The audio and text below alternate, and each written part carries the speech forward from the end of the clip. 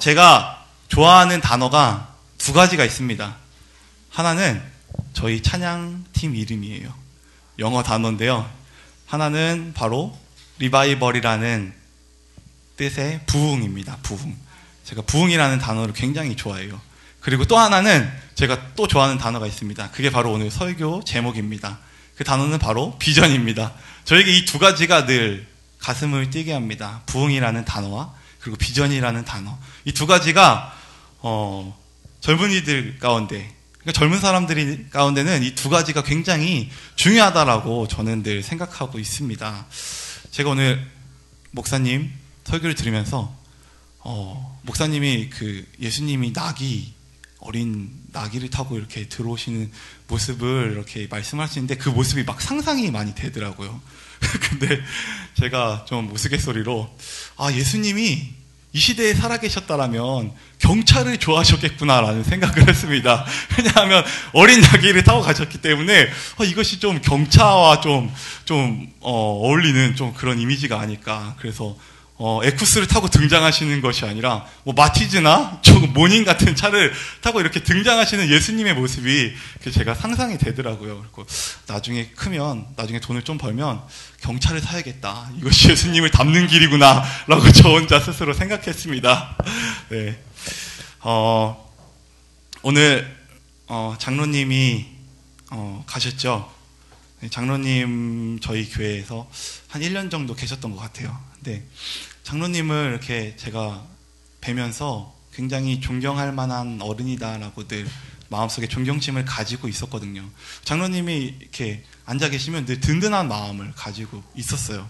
장로님을 만난 것이 저희 교회 가운데 굉장히 큰 축복이다라는 그런 생각을 했었습니다. 자, 이렇게 사람들에게는요, 그리고 누구에게나 다 만남의 기회라는 것이 존재합니다. 아까 장로님께서 그렇게 말씀하셨듯이 좋은 만남도 있고 나쁜 만남도 있다. 자, 그런데 나쁜 만남에서는 사람들을 용서해라 라고 그렇게 말씀해 주셨는데요. 만남 가운데는 당연히 좋은 만남이 있고 또 나쁜 만남이 있습니다. 근데 이 세상에서 가장 좋은 만남이 여러분 뭔지 아십니까? 혹시 잘 모르시나요? 네, 부모님을 만난 것도 가장 좋은 만남이 될 수 있고요. 또 친구들을 만나는 것도 굉장히 도움이 될 수 있습니다. 그러나 제가 생각하는 가장 최고의 만남은 역시 뭐니 해도 하나님을 만나는 것 아니겠습니까? 네, 하나님을 만나는 것이 왜 중요할까요? 여러분, 하나님 만나는 것이 왜 중요한지에 대해서 혹시 생각해 보셨습니까? 하나님을 만나는 것이 우리의 인생 가운데 있어서 굉장히 중요합니다. 그 이유는 무엇이냐면요, 예화를 좀 들어드릴게요. 제가 지금 밖에 나가서 저기 안산에 중앙동에 가요. 중앙동에 가면 누가 있죠? 젊은 사람들이 아주 많죠. 중앙동, 네, 그 번화 거리들에 가서 아무 사람이나 딱 잡고 제가 당신의 꿈과 비전이 무엇입니까? 라고 물어보면요, 대부분 제가 예상하기에 한 85% 정도는 다 이렇게 얘기할 것입니다. 안정적이고 좋은 직장에 가서 돈 잘 벌고 행복하게 사는 것이 저의 꿈과 그리고 비전입니다. 라고 이야기를 할 것입니다. 자, 그런데 한 85%가 이런 획일적인 대답을 할 거라고 저는 예상을 하고 있습니다. 왜냐하면 제가 대학교에 갔을 때 학교의 많은 동생들에게 물어봤을 때 그들이 거의 이런 비슷한 대답들을 내놨었어요. 자, 그래서 그 실상이 많이 다르지 않을 거라고 생각을 합니다. 자, 많은 이유들이 있겠지만 왜 이렇게 꿈과 비전을 물어봤을 때 이 젊은 사람들 가운데서 이런 획일적인 대답이 나오는 것일까요? 저는 이렇게 생각합니다. 좀 나라 어떤 정책이나 이런 것들이 좀 영향이 있을 거라고 생각합니다. 우리나라에서 공부를 하는 목적은요, 초등학교 때부터 정해져 있어요. SKY, 스카이 대학에 들어가는 거죠. 인류대학에 들어가서 좋은 직장을 구하고 또 안정된 직업을 구하는 이것이 저희 나라 이 초등학생들이나 중고등학생들에게는 부담이에요. 이런 부담감을 늘 가지고 있는 것 같아요. 그래서 어떤 자신이 이 땅에 왜 태어났는지에 대해서 생각해보지 않고 그냥 어머니나 아버지들이 시킨 대로 그냥 공부만 무작정 막 합니다. 공부만 그냥 주구장창 하는 것 같아요. 그냥 공부만 하다가 좀 공부를 잘하면 대학에 가고, 공부를 못하면 그냥 사회에서 나고자로 전락하든지 아니면 다른 아르바이트를 하거나 이렇게 수준 차이가 발생하게 되는 것입니다. 그래서 이 수준 차이를 줄이기 위해서 공부를 열심히 하는 것이겠죠. 자, 그런데 이 애들이요, 심각한 게 뭐냐면요, 제가 대학 갔을 때, 야, 너 이과 왜 왔어? 라고 물어보면요, 애들이 다 하나같이 저 성적 맞춰서 왔는데요? 다 이렇게 대답을 하더라고요. 자신의 적성과 취미와 전혀 상관없이 그냥 성적에 맞춰서 그 대학에 오는 거예요. 자, 이것이 바로 어떤 저희 나라, 그리고 저희 나라 청소년이나 어떤 젊은이들의 많은 고민이 아닌가라고 저는 생각을 합니다. 이런 모습들을 살펴보면요, 한국 사회가 너무 기계적이에요. 너무나 기계적이에요. 제가 지난주에 저희 사모님 조카 아이, 그 체리라는 아이가 있는데, 이 아이는 미국에서 이렇게 학교를 다녔어요. 그 아이와 많은 대화를 나눴거든요. 근데 이 교육 방식 자체가 저희 나라랑 아예 다르더라고요. 그쪽에서는 어떤 취미 생활도 많이 해주고, 다른 이런저런 경험들을 많이 해주는 것이 먼저 첫 번째 목표고, 그 다음에 애들이 그런 자신의 어떤 적성들을 찾으면 대학에 가더라고요. 근데 저희 나라는 뭐 그런 거, 적성이나 이런 것들은 별로 개의치 않고 그냥 성적에 따라서, 성적에 좌우돼서 학교를 가는 것이 저는 좀 못마땅하다고 생각을 합니다. 그래서 제가 예전에 한번 고려대학교에서 오랫동안 아르바이트를 했어요. 근데 고려대학교 하면 저희 나라에서는 그래도 좀 알아주는 학교잖아요. 저는 좀 기대감을 가지고 있었어요. 아, 공부를 잘하는 사람들은 어떤 도덕적인 이런 도덕성이나 또 다른 그런 것들이 아주 뛰어날 것이다 라고 저는 생각했거든요. 근데요, 더 심하더라고요. 진짜 제가 거기서 아르바이트를 하는데 돈 안 내고 도망가는 애들도 많고요. 정말 더 심하더라고요. 저 그 모습에 굉장히 충격 먹었어요. 아, 공부를 잘하는 게 이 인생의 다가 아니구나 라고 저는 그때 처음 느꼈거든요. 맞습니다, 여러분. 공부만 잘하는 것이 여러분들의 모든 것이 아니에요. 여러분들의 비전과 꿈과 비전과 목적은 정확하게 찾아야 하는 것입니다. 그런데 제가 아까 서두에 말씀드렸듯이 하나님을 만나는 것이 왜 중요하냐면요, 하나님은요, 우리에게 꿈과 비전을 주시는 분이에요. 제가 지금 올해 29살인데요. 제가 24살까지 아까 얘기했듯이 젊은이들, 그 많은 평범한 젊은이들의 대답을 그렇게 저는 늘 대답을 했어요. 그러니까 저는 사람들이 너 꿈이 뭐냐라고 하면 전 선생님이 좀 안정적이다라고 생각을 했거든요. 공무원이잖아요. 안정적이어서 꿈이 뭐냐 하면 저 선생님이 되는 것이 꿈이에요 라고 이렇게 얘기를 하고 다녔어요. 선생님이 돼서 뭐 할 건데? 돈 벌고 결혼해서 그냥 안정적으로 잘 살면 되죠 라고 전 늘 그렇게 저의 꿈에 대해서 이야기를 했어요. 근데 제가 중학교 때는 공부를 이렇게 했어요. 근데 고등학교 가서부터 공부가 하기 너무 싫더라고요. 그래서 그냥 공부를 다 때려쳤습니다. 공부를 다 때려치고 오락하고 밖으로 다 놀러 다녔어요. 그게 즐거웠기 때문이에요. 그렇게 다니다가 보니까요, 이 수준 차이가 발생하더라고요.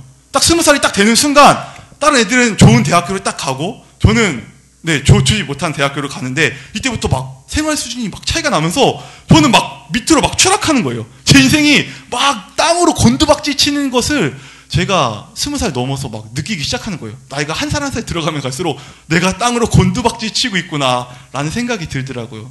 그러면서 내가 왜 살고 있지? 나 이 땅에 왜 태어난 거야? 라는 그런 마음이 많이 들더라고요. 굉장히 많이 낙심했었습니다. 이 사회적인 어떤 구조적인 거에 있어서도 굉장히 불만을 많이 가지고 있었고요. 나는 도대체 왜 내가 이렇게 살아야 되는 건지에 대해서 정말 많이 고민을 했습니다. 나의 꿈과 비전, 내가 이 땅에 왜 있을까라는 그런 이 고민이 굉장히 커졌을 그 당시에 제가 한 사람을 만났습니다. 자, 그 사람이 과연 누굴까요? 한번 맞춰보세요. 그 사람이 누굴까요? 그 사람이 저기 앉아 계신 사모님이에요. 목사님이 아닙니다. 사모님이에요.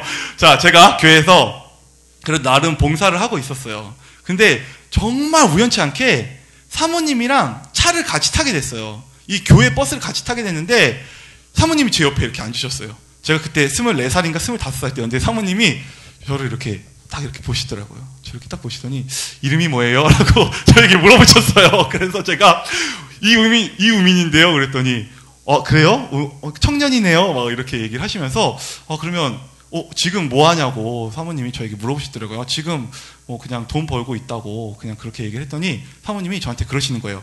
혹시 우민청년 그거 아냐고, 하나님이 우민청년을 향한 그 꿈과 계획이 있다라는 것을 아냐고 저한테 물어보시는 거예요. 근데 저는 그때 제가 내가 왜 살아야 되지? 내가 왜 도대체 살아야 될까라는 그런 고민을 하고 있었던 찰나에 하나님이 나에게 꿈과 계획을 가지고 계신다라는 그 사실을 사모님이 저에게 얘기해 주시니까 그 얘기에 솔깃했어요. 솔깃해서 목사님하고 사모님한테 달라붙었어요. 제가 꿈과 비전이 뭡니까? 하나님을 향한 저의 꿈과 비전을 목사님 좀 가르쳐주세요 하고 목사님을 옆에서 이렇게 졸졸 따라다녔습니다. 그래서 목사님이 하는 모든 모임, 교회에서도 목사님이랑 사모님 계속 따라다니면서 하나님을 향한 꿈과 계획이, 나를 향한 하나님의 비전이 무엇인지에 대해서 정말 그렇게 많이 찾아다녔던 것 같아요. 그래서 정말 저는 그 만남을 통해서 하나님을 다시 만나게 됐고, 그리고 하나님과의 만남을 통해서 저는 저의 꿈과 비전을 찾았습니다. 그러고 나서요, 제가 공부를 못했다고 말씀드렸잖아요. 그러고 나서 2년의 시간이 흘렀어요. 근데 제가 2년의 시간 동안 무엇을 했냐면요, 대학 편입을 하려고 막 공부를 했어요. 근데 실력이 안 되니까 자꾸 떨어지는 거예요. 그것 때문에도 굉장히 낙심을 했거든요. 2년 동안 공부를 해서 다시 대학에 가게 됐습니다. 신학대학에 다시 갔어요. 그래서 학교 가서 공부를 하는데요, 제가 원래 컴퓨터 쪽 전공을 했어요. 근데 그때 학점이 한 2.5? 이렇게 나왔어요. 2.5면요, 50점 미만입니다. 평균 100분율로 치면요, 50점 미만이에요. 근데 제가 그렇게 편입해서 학부 가서 비전을 발견하고 그 비전 때문에 제가 공부를 시작하게 됐더라고요. 공부하면서 그때 졸업학점이 4.2 정도 나왔어요. 4.2면요, 90점 이상입니다. 네, 이렇게 꿈과 비전을 찾고 나서 공부를 하는 거랑 꿈과 비전 없이 그냥 막무가내로 공부하는 거랑요, 차이가 너무 많이 나는 것 같아요. 정말 그 2년 동안요, 너무나 많은 그런 훈련들이 저에게 있었던 것 같아요. 그렇게 공부를 좀 열심히 했던 것 같습니다. 그래서 여러분들에게 이런 도전을 주고 싶습니다. 여러분들은 지금 공부를 하는 거 중요합니다. 하지만 꿈과 비전을 먼저 찾는 것이 여러분들 가운데의 우선순위입니다.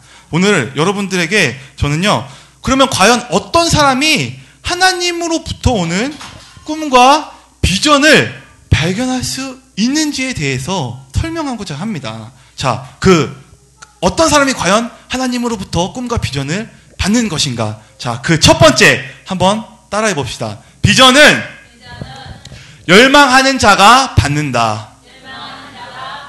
자, 비전은요, 열망하는 자가 받게 돼 있습니다. 하나님, 나에게 어떤 비전을 주세요라는 열망하는 마음 없이 절대 하나님은 그냥 비전을 주시지 않아요.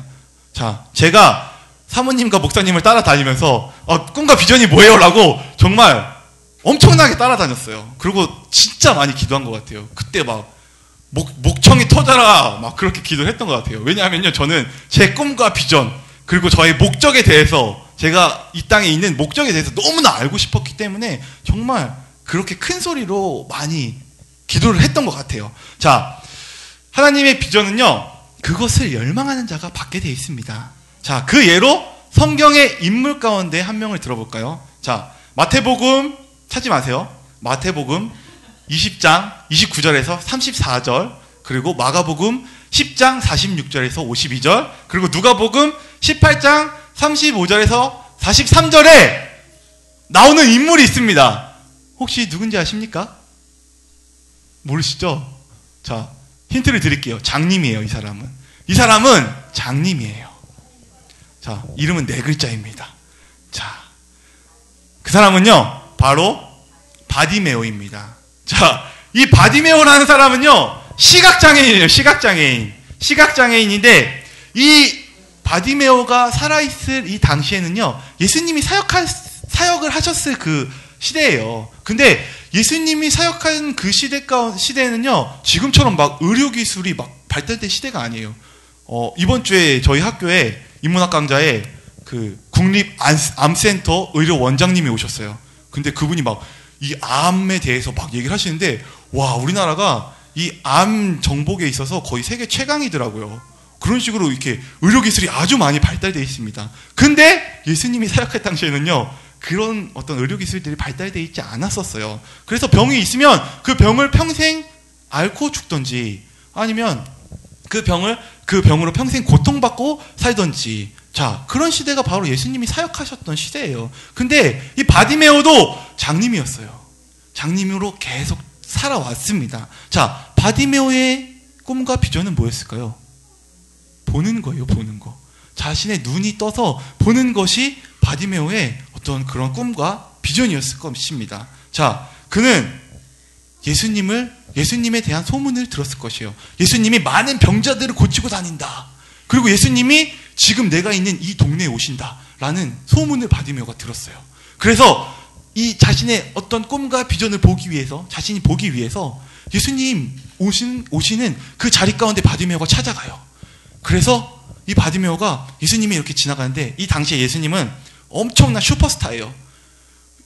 엄청나게 수많은 무리들이 예수님을 다 따라다녀요. 예수님한테 한 번 이렇게 가는 것 자체가 힘들 정도예요. 자, 한번 상상을 해보십시오. 수많은 사람들이 예수님을 둘러싸고 있습니다. 자, 그런데 저쪽 구석에서 바디메오가 저기 예수님이 있다라는 것을 인식하고 있어요. 그래서 바디메오가 이렇게 외칩니다. 다윗의 자손 예수여, 나를 불쌍히 여기소서라고 아주 크게 외칩니다. 다른 사람들이 막 시끄럽게 떠드는데 이 바디메오는요, 다윗의 자손 예수여, 나를 불쌍히 여기소서라고 아주 크게 외쳤어요. 근데 이 소리를 들은 군중들이 짜증이 났어요. 야, 시끄러워, 조용히 안 해? 바디메오가 굴하지 않았어요. 한 번 더 크게 외칩니다. 다윗의 자손 예수여, 나를 불쌍히 여기소서라고 간절히 바디메오가 외쳤을 때 예수님이 그 바디메오의 음성을 들으셨어요. 그리고 바디메오를 찾아오셨습니다. 그리고 바디메오의 눈을 고쳐주셨습니다. 자, 바디메오가 이 예수님에게 어떤 비전, 그리고 자기가 볼 수 없었던 나의 삶의 어떤 계획들을 다시 볼 수 있게 된 것은요, 강한 열망을 가지고 예수님을 불렀을 때 바디메오는 자신의 어떤 그런 앞길을 볼 수 있게 된 것이에요. 자신의 눈이 감겨져 있는 상태에서는 아무것도 행할 수 없습니다. 근데 바디메오가 눈이 뜨고 나서 자신이 하고 싶은 모든 일들을 할 수 있었을 것이에요. 자, 이렇게 비전은요, 열망하는 사람이 받습니다. 바디메오와 같은 열망을 여러분 가지셔야 돼요. 바디메오 같은 열망을 가지고 예수님을 부를 때, 하나님을 부를 때 하나님께서 여러분들 가운데에 비전을 주실 것입니다. 자, 하나님을 열망하십시오. 이런 하나님에 대한 열망을 가지고 하나님의 비전을 받는 저와 여러분들이 되기를 예수님의 이름으로 축복합니다. 자, 두 번째, 어떤 사람이 비전을 받느냐? 자, 따라서 해봅니다. 자, 비전은 자신을 깨끗하게 하려고 결단하는 자들이 받는다. 자, 디모데후서 2장 19절에서 21절 말씀을 우리 한번 이번에는 찾아봅시다. 자, 디모데후서 2장 19절에서 21절입니다.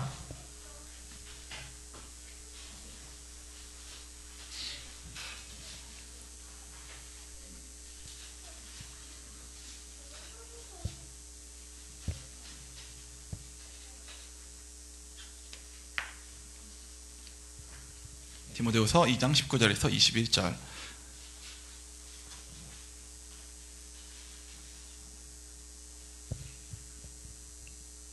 자, 함께 읽도록 하겠습니다. 주께서 자기 백성을 아신다 하며 또 주의 이름을 부르는 자마다 불의에서 떠날지어다 아닌가요? 네. 하였으니라. 큰 집에는 금그릇과 은그릇뿐 아니라 나무그릇과 질그릇도 있어 귀하게 쓰는 것도 있고 천하게 쓰는 것도 있나니, 그러므로 누구든지 이런 것에서 자기를 깨끗하게 하면 귀히 쓰는 그릇이 되어 거룩하고 주의 쓰심에 합당하며 모든 선한 일에 준비함이 되리라. 자, 여러분, 살림들 다 하시죠? 살림들 어느 정도 다 하시죠? 자, 여러분들 가운데에 더러운 금그릇이 있습니다. 금그릇인데 더러워요. 금그릇인데 아주 더러워요. 자, 이 금그릇이 있습니다. 자, 그리고 하나는 보잘것없는 사기 그릇이에요. 뭐 본차이나 이런 게 아니고 그냥 떨어뜨리면 바로 팍 깨져버리는 그런 사기 그릇이 있습니다. 근데 그 사기 그릇은 아주 깨끗해요. 자, 여러분, 어떤 그릇을 쓰시겠습니까? 네, 깨끗한 사기 그릇을 쓰시겠죠? 아무리 좋은 금그릇, 은그릇이라도 깨끗하지 않으면 그 그릇을요, 쓸 수가 없어요. 자, 하나님도 마찬가지입니다. 하나님이 우리를 쓰시기를 원하세요. 하나님은요, 우리 가운데 비전을 주셔서 그 비전을 성취하기를 원하십니다. 자, 근데 하나님이 쓰시기 원하는 사람은요, 더러운 사람이 아니에요.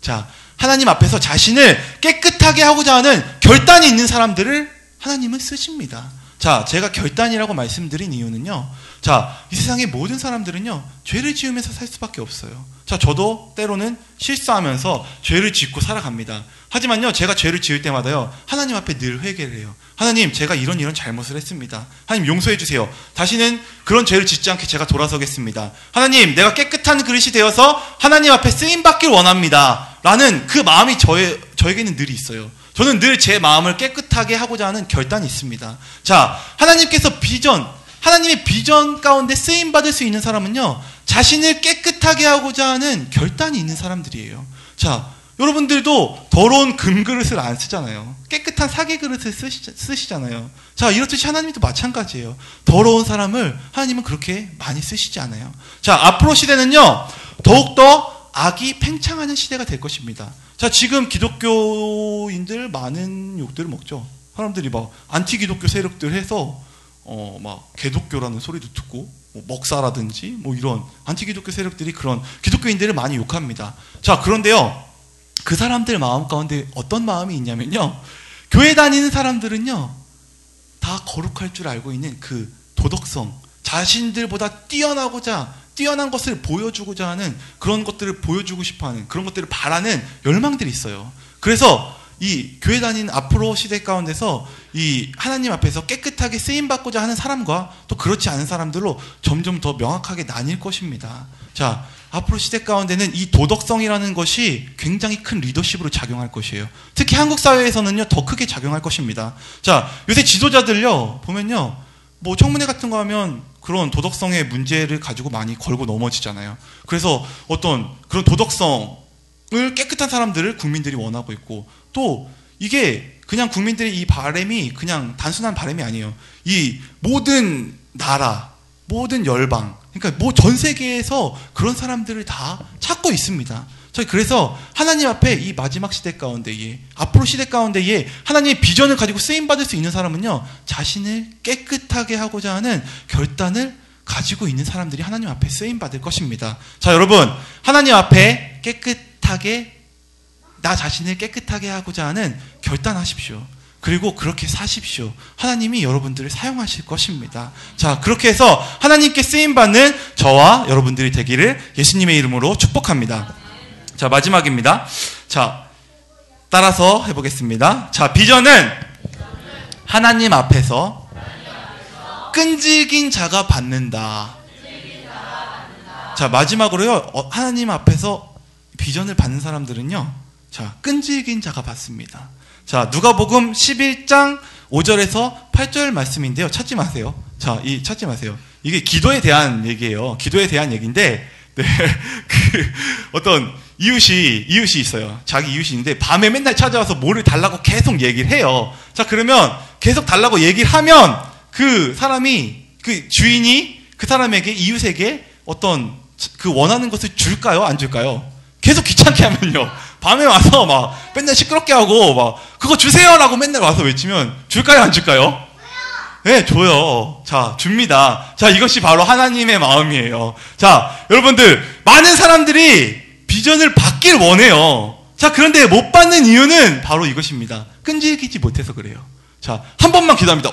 말씀을 듣고 은혜를 받았어요. 어떤 집회 같은 데 가서, 와, 비전이 중요하구나, 내가 하나님한테 비전을 구해야지 하고 2박 3일 동안 비전에 대해서 기도를 합니다. 하나님, 나에게 비전을 주세요. 비전 주세요. 비전 주세요. 응? 비전이 없어요. 그리고 돌아왔는데 돌아와서도 그 기도를 계속해야 되는데, 그냥 거기서 에이 뭐야, 안 오네, 나 그냥 포기하자, 그러고 그냥 기도를 안 해버려요. 자, 이렇게 되면요, 절대 비전을 받을 수가 없어요. 여러분, 진짜 목숨 걸고 하나님한테 매달리셔야 됩니다. 자, 세연이가 요새 금식을 좀 하는데요, 세연이가 저에게 굉장히 큰 도전을 줬어요. 금식을 왜 하냐, 세연아, 어떤 기도 제목이 있냐? 라고 물어봤어요. 세연이가 기도 제목 가운데에 저는 비전을 발견하고 싶습니다 라는 그런 얘기를 저에게 하더라고요. 제가 그걸 보면서 금식하면서까지 비전을 발견, 나보다 좀 난데? 라는 생각이 들더라고요. 저는 비전, 하나님 비전 주세요! 이럴 때 금식하면서 하진 않았어요. 대신 거의 많이, 아주 크게, 그렇게 하나님한테 기도를 크게 했습니다. 자, 세연이가 이런 하나님에 대한 열망을 갖고 있기 때문에 끈질김을 가지고 기도하면 하나님이 세연이 가운데 비전을 주실 것입니다. 아멘. 자, 이런 식으로 비전은요, 단 일회성으로 받을 수 있는 것이 아닙니다. 끊임없이 기도하셔야 돼요. 자, 이 비전이라는 것이 늘 갱신되기 때문에 갱신됩니다. 비전은 갱신되고 확장이 됩니다. 하나님이 저에게 주신 처음에 하나님이 저에게 주셨던 비전은 뭐냐면요, 신학교를 가라는 거였어요. 첫 번째 목표가. 너 신학교를 가라. 신학교를 가서 공부를 해라. 제가 신학교를 들어가기 위해서 공부를 열심히 했어요. 그리고 신학교에 갔어요. 근데 저희 비전이 이루어진 거잖아요. 그래서 하나님한테 또 기도를 했어요. 하나님, 이제 날 뭐 해야 되죠? 날 여기서 더 인도해 주세요. 그랬더니 이제 하나님이 사역지 여기 가운데로 인도하시고 저희 삶 가운데에 계속적으로 이 하나님의 비전 가운데를 이끌고 가신다라는 그런 느낌이 제 삶 가운데 늘 있습니다. 여러분, 비전을 받으십시오. 그리고 비전을 이루십시오. 하지만 그 비전이 확장될 것입니다. 끊임없이 하나님 앞에 비전을 놓고 기도하십시오. 꿈을 놓고 기도하십시오. 이것이 바로 여러분들이 해야 할 일입니다. 자, 저는요, 이 비전을 20대가 지나서 발견을 했어요. 근데 여기 있는 많은 젊은 친구들은요, 아주 큰 가능성을 가지고 있습니다. 여러분, 작게 마음 먹지 마십시오. 크게 마음 먹으십시오. 하나님은 여러분들을 작은 자로 부르시지 않았습니다. 높은 곳으로 하나님이 부르셨습니다. 여러분들 마음 가운데에 갖고 있는 부정적인 생각들을 버리고, 하나님이 나를 향한 생각이 기쁨이고 평안이구나 라는 오늘의 말씀을 여러분 믿고 기도하시기 바랍니다. 그래서 이 마지막 시대 가운데에 하나님의 비전을 성취하는 저와 여러분들이 되기를 예수님의 이름으로 축복합니다. 말씀을 정리하도록 하겠습니다. 이 땅을 살아가는 모든 사람들에게는요, 만남의 기회가 있습니다. 자, 모든 만남의 기회 가운데 가장 중요한 것은요, 하나님을 만나는 것이에요.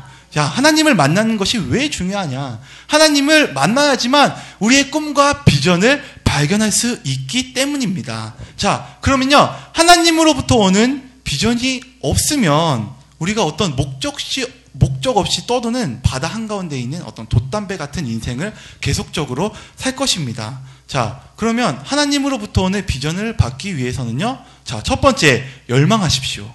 두 번째, 깨끗하게 자신을 준비하십시오. 자, 그리고 세 번째, 포기하지 마십시오. 자, 여러분, 하나님으로부터 오는 비전을 갈망하십시오. 그리고 끈질기게 기도하십시오.